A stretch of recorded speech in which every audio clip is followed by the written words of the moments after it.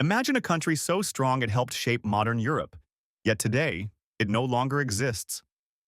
That country was Prussia, and its story is full of glory and mystery. Prussia played a key role in Germany's past, but if you look at any world map now, you won't find it. How can something so powerful simply vanish over time? Before becoming a great force, Prussia began as a land of ancient tribes whose culture and language have disappeared. Their memory now lives only in old records. The name Prussia might sound strange today, but it once stood at the center of great wars and powerful decisions across Europe. Its leaders shaped history. Surprisingly, without Prussia, the unification of Germany might never have happened. Its armies, ideas, and values helped form the nation we know today. Yet despite this, the culture of the early Prussians faded. How did this mighty nation rise so high? And why did it fall into nothingness so suddenly? Many stories remain untold about Prussia. It began in forests and fields but would come to rule cities and kingdoms. The journey was long and complex. Did you know that one duke's decision to invite a warrior brotherhood changed everything? One plan led to war, religion change, and the start of a new state. This story is not just about warriors or battles. It's about people, choices, and the power of ideas. Let us explore how Prussia rose, ruled, and disappeared. After learning about how Prussia shaped Europe, it's time to go further back, to the people who came before it. These were the ancient Prussians, tribes from the Baltic region. These Baltic tribes lived in the areas where Poland, Russia, and Lithuania are now. They spoke a language close to modern Lithuanian and Latvian, but it is now lost. The ancient Prussians lived in small groups without a king or big government. They worked the land, raised animals, and traded amber, which was valuable at the time. Religion was important to the Prussians. They were pagans, meaning they worshipped many gods, such as Polo, god of death, and Punus, god of thunder and lightning. They also believed nature was holy. Sacred places included trees, rivers, and stones. They held ceremonies in deep forests called sacred groves led by holy men. The most important holy place was Ramave, where they believed their greatest god lived. Priests called Vitelotus managed the rituals and kept traditions alive. The Prussians often fought with neighbors like the Slavs and Germans. They used simple weapons like axes, bows, and spears, and wore armor made of leather or cloth. Because they did not have a united army, they were weaker against organized enemies. Alliances between tribes helped for a time but were not enough in big wars. One famous battle was in Natangia, where the Prussians beat the Mysireans. They built a trade center called Trousseau nearby, which grew for a short time before being destroyed. Even after success in some battles, the Prussians were often invaded. The Vikings destroyed Trousseau, and other groups like the Poles tried to take their land too. Polish ruler Mieszko I wanted to grow his lands and fought the Prussians during his campaigns. These attacks made it hard for the Prussians to stay safe and strong. Over time, the Prussians started trading for better weapons. Still, without one leader or government, they continued to lose land and power little by little. The Prussians lived in forests and fields, far from other strong nations. This made it hard for anyone to rule them, but also made them easy targets for attack. Their villages were small and scattered. Each had its own leader, and they often disagreed with one another, which made them weak against outside enemies. This lack of unity meant no one spoke for all the tribes. When others came with powerful armies, the Prussians could not defend their lands together as one. By the early 13th century, the ancient Prussian tribes were still resisting outside control. But one Polish duke had an idea that would change the region forever. In 1226, Conrad of Masovia invited the Teutonic order to help fight the non-Christian Prussians. He promised them land if they defeated the tribes. The Teutonic Knights weren't just soldiers. They were a religious group with military training and strong leadership. They aimed to spread Christianity by force. The order got approval from the Holy Roman Emperor to control any land they conquered. This gave them more independence than Duke Conrad expected. The knights used their power to build castles and start a new state. They were not just helping Poland, they were making their own country. Their castles, like Thorn and Marienburg, became important centers for rule and control. These strongholds showed they planned to stay for good. When the knights arrived, The Prussian tribes fought hard to save their lands. They used hit-and-run attacks and made deals with nearby groups like the Lithuanians. Even with help, the Prussians could not stop the Knights forever. Many battles were fought, and by the mid-1200s, the Teutonic Order won most of the land. Still, hope remained. In 1260, the Great Prussian Uprising began. Hohenzollerns, a leader trained in Europe, tried to push back the Knights using new ideas. Sadly, the uprising failed. After years of fighting, the Knights crushed the resistance. Hohenzollerns was killed, and the rest of the fighters were defeated.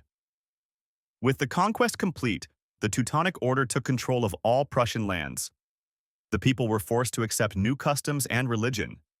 German settlers moved into the area, building towns and farms. Over time, local languages, beliefs, and ways of life began to disappear. The Teutonic Knights ruled the new state with strict laws and control. They built churches, trained priests, and required everyone to follow Christian rules. Schools and cities grew, but not for the original Prussians.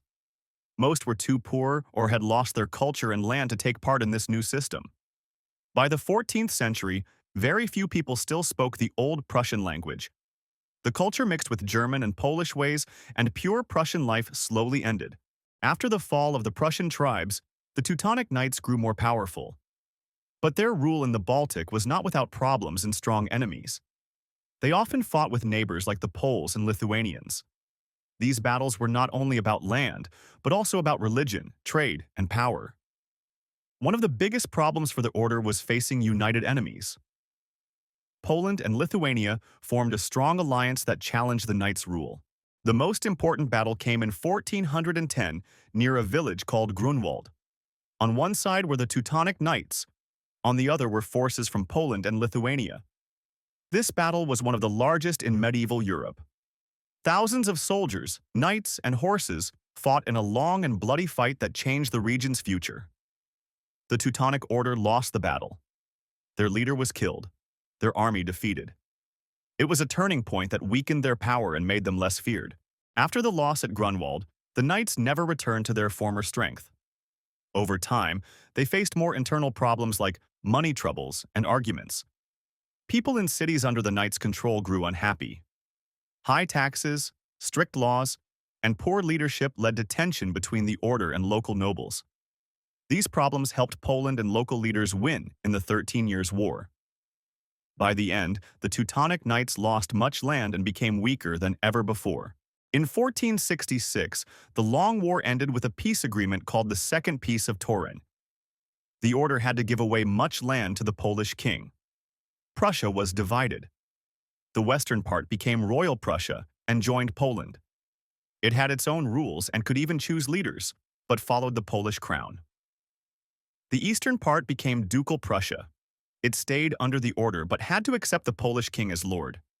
This division started a new era in Prussian history. After 1466, the eastern part of Prussia continued under the rule of the Teutonic Order. But by 1525, a major change happened with the rise of a new noble family. Albert of Hohenzollern, a German noble and the last Grand Master of the order, became Duke of Prussia after turning the region into a secular state. This meant that Prussia was no longer ruled by a religious group. Instead, it became a Protestant state under a duke who reported to the Polish king. Albert worked hard to improve the region. He opened schools, invited scholars, and created better laws. Prussia started to grow even while being under Polish control. When Albert died, his son took over. But due to illness, real power moved to his daughter's husband, another Hohenzollern from Brandenburg. This family now ruled both Brandenburg, a state in the Holy Roman Empire, and Prussia, a Polish vassal. This strange connection made them even stronger. In 1618, Brandenburg and Prussia were united under one ruler. This gave them more land, people, and chances to grow in military and political strength. Still, the Duchy of Prussia was not fully free. It had to follow the Polish king's orders, even though it shared rulers with Brandenburg. This changed in 1657 when the Treaty of Wehlau was signed. Poland's king gave up control, and the duchy became fully independent under Brandenburg rule. Through smart moves and strong family ties, the Hohenzollerns turned their lands into a rising power. This was just the start of the Prussian state. Frederick William, known as the Great Elector, led the duchy after 1640. He built a stronger army and a better government during a time of war in Europe. His success made Brandenburg Prussia important in Europe. Over time, it became a well-respected state that others started to notice and fear. By the start of the 18th century, Brandenburg Prussia had become much stronger thanks to the work of the Great Elector. Now, a new chapter was starting for the region. In 1701, Frederick III crowned himself king in Prussia, becoming Frederick the Great. This new kingdom existed outside the Holy Roman Empire's control, giving him full power there. Because Brandenburg was still under the empire, he could not be king of both places. So his royal title only applied to Prussia, where he ruled as a true monarch. Frederick I enjoyed showing his power, spending a lot of money on palaces, art, and big events. This weakened the economy and left the army less prepared. His rule focused more on honor than strength. Even though Prussia was now a kingdom, it was not always respected by bigger powers like France or Austria. His son, Frederick William I, became king in 1713. He had a different approach, focusing on military reform, saving money, and improving the government. Frederick William I built one of Europe's strongest armies. He trained soldiers with discipline and gave them good equipment. He made the army central to Prussia's power. He also created a fair tax system to pay for the new army. He reduced waste in spending and made sure officials followed rules carefully. Because of his strong control, people began calling him the Soldier King. Under him, Prussia gained respect across Europe for its order and power. In 1740, Frederick William I died, and his son, Frederick II, became the new king. He would later be known as Frederick the Great. Frederick II loved music, books, and learning, but he was also a smart ruler and brave in battle. He wanted to expand Prussia's land and power. Soon after taking power, he invaded Silesia. It was a rich area ruled by Austria. This started the War of Austrian Succession, which changed Europe. Austria and its allies fought hard, but Frederick's army used fast attacks, good plans, and strong leadership to win many battles across Europe. One of the biggest victories gave Prussia control of Silesia, which had factories, farms, and lots of people. It helped grow Prussia's economy. This success made Frederick and Prussia more powerful. Other countries began to see Prussia as a leading force in Europe's future. After winning control of Silesia, Frederick the Great had to face more enemies. Austria, France, and Russia saw Prussia as a threat to their own power in Europe. To protect Prussia, Frederick formed alliances. England and Hanover became his main partners. He needed their help to balance the powerful armies against him. In 1756, the 7 Years' War began. This major conflict was fought across Europe, Asia, and the Americas. Prussia stood nearly alone but showed great strength. During the war, Prussia battled Austria, France, and Russia at the same time. Frederick used fast action, smart planning, and surprise to beat bigger forces. At battles like Rossbach and Leuthen, his strategies worked well. Prussia won, even though the enemy armies had far more soldiers and supplies. Still, the war was hard. Prussia lost many men, and land changed hands often. One key moment was when Russia changed rulers and stopped fighting Prussia. The 7 Years' War ended in 1763 with the Treaty of Paris. Prussia kept Silesia and proved it could stand against the strongest powers in Europe. Even after such a hard war, Frederick used the victory to take steps at home. He built roads, reformed taxes, and helped the economy get stronger. People started to see Prussia not just as a strong army, but as a growing modern state. It had ideas, leaders, and power to shape Europe's future. Frederick also worked on diplomacy. He kept close ties with Britain and stayed careful around Austria and Russia so Prussia would not face war again soon. His leadership helped combine power and peace. By using talks and smart agreements, he avoided more battles and grew his country's influence. Supported by science and education, Prussia started to build a strong image. It was now a place of both smart rule and tough defense. Under Frederick's rule, Prussia became a leading German state. It had more land, strong systems, and military pride that other German states noticed. Frederick believed in fairness for his people. He expanded schools and accepted different religions, helping make life better for many citizens. By the time he died in 1786, Prussia was ready to lead. It had become a powerful model for the unification of Germany years later. Prussia's story does not end with wars and kings. Its importance goes beyond victories.